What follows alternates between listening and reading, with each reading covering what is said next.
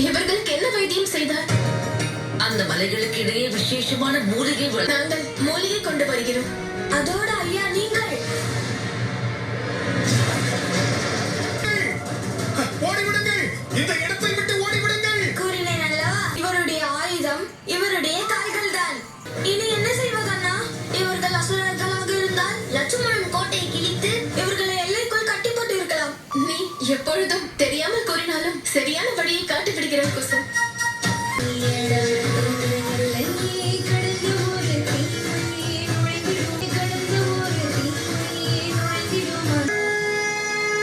தாயே தமசா, அனைத்து நதிகளுமான நீங்கள் என்னுடைய பிள்ளைகளுக்கு வழிகாட்டுங்கள்.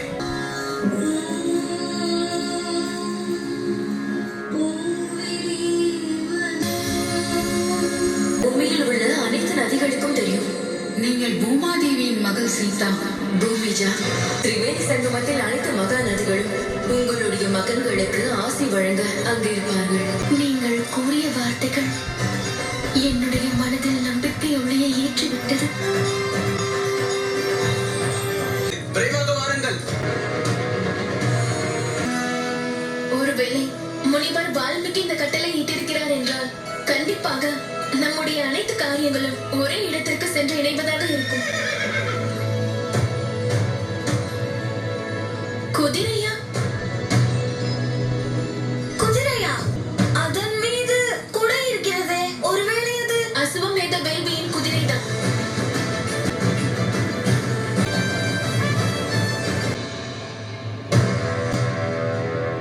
அங்கு பாருங்கள் அண்ணா.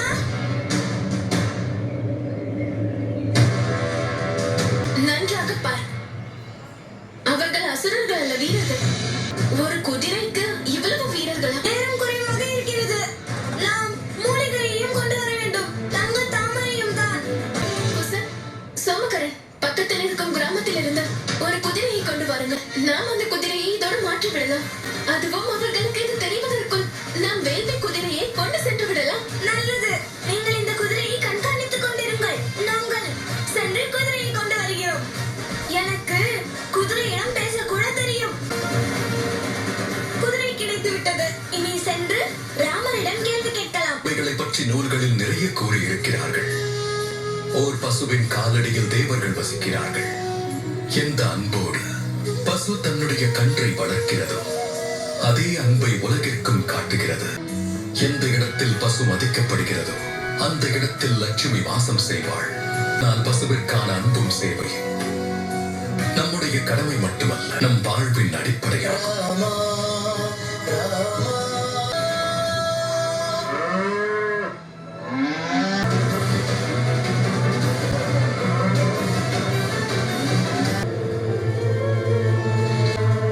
மகாராஜா, அசுமேத யாகத்தின் காரணத்தால் அயோத்தியின் மக்கள் மீண்டும் அந்த ராமனுக்கு தங்களை சமர்ப்பிக்கிறார்கள். என்னுடைய தீவிர முயற்சிக்கு பிறகும் என்னால் அவர்களுடைய மனதை குழப்ப முடியவில்லை. நேரமாகும் மகாராஜா. நேரம் நிரந்தரமில்லாதது வானாசுரா. அது யாருக்கும் வசப்படாது. இதை என்னுடைய அண்ணன் ராவணன் தெரிந்து கொள்ளவில்லை. என்றும் தான் நிலையானவன் என்று நினைத்துக் கொண்டிருந்தார். இறுதியில் என்னவாயிற்று? மக்களிடம் விதைக்க முடியாததை பிள்ளைகளிடம் விதைத்து விட்டேன். இந்த உலகத்தில் இவ்வாறும் ஒரு தந்தை இருக்கின்றார். அவர் தம் பிள்ளைகளுக்கு உதவி செய்ய வரவே மாட்டாரா?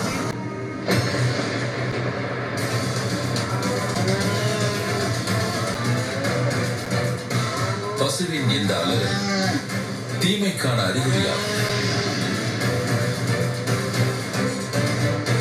இப்போது இந்த பாலவர்களுக்கு என்றுமே தம்முடன் இல்லாத ராமர் தான் அவர்களுடைய தந்தை என்று தெரிந்தால் போதே யுத்தம் ஆரம்பிக்கும்.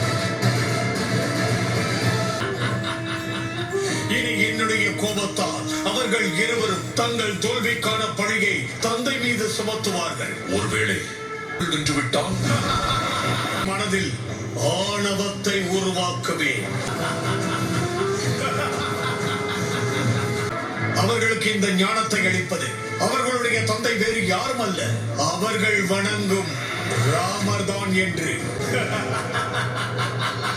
பசுவின் அழுகை தீமையின் அறிகுறியாக இருக்கலாம்.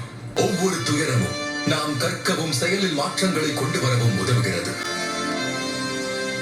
அதோடு அமைச்சர் சுமந்தரர் கூறியது போல் பசுவின் அழுகைக்கான காரணம் கன்றோடு ஏற்பட்ட பிரிவாகும். ஆனால் சத்ருகணனை குதிரையை விட்டு விலகி இருக்க கட்டளையிட்டது சரிதானா? சக்தி வாய்ந்த நாடு முதல் தாக்குதலை மேற்கொள்ளாது பரதா. அதோடு எந்த அரசனுக்கு அயோத்தியின் அசுவமேத யாகத்திற்கு சவால் விட விருப்பம் இருக்கிறது, அவர்களுக்கும் யுத்தத்திற்கு தயாராக வாய்ப்பு வேண்டும் அல்லவா? குதிரை வேறு ஏதேனும் காரணத்தால் இறந்து விட்டால் அப்பொழுது என்ன ஆகும்?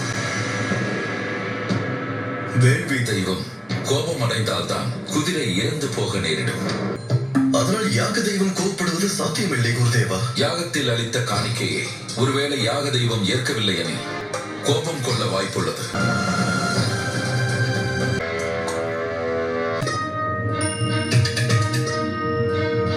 கிராமத்தில் இது ஒன்றுதான் 4 கால் கொண்ட பிராணி. நிறமும் வெள்ளையாக இருக்கிறது. அதோடு இதற்கு உடை மற்றும் இதோ குடையையும் கொண்டு வந்து விட்டேன். நாம் வீரர்களின் கவனத்தை திசை திருப்ப வேண்டும். அப்படியே ஆகட்டும் அண்ணா. குதிரையை பிடியுங்கள். நான் குதிரை குரலில் கத்துகிறேன். இது குதிரையின் குரலா கழுதையின் குரலா? ஆனால் அண்ணா, கழுதை இப்படிதானே கத்தும்?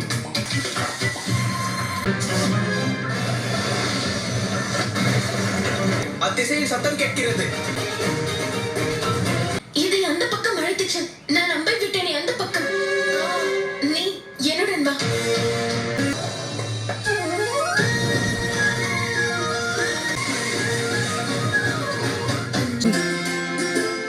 சீதாராமனா? அதே குதிரைதான். இதற்கும் நமக்கும் சீதாராமனுக்கும் ஏதோ ஒரு சம்பந்தம் நிச்சயம் இருக்க வேண்டும்.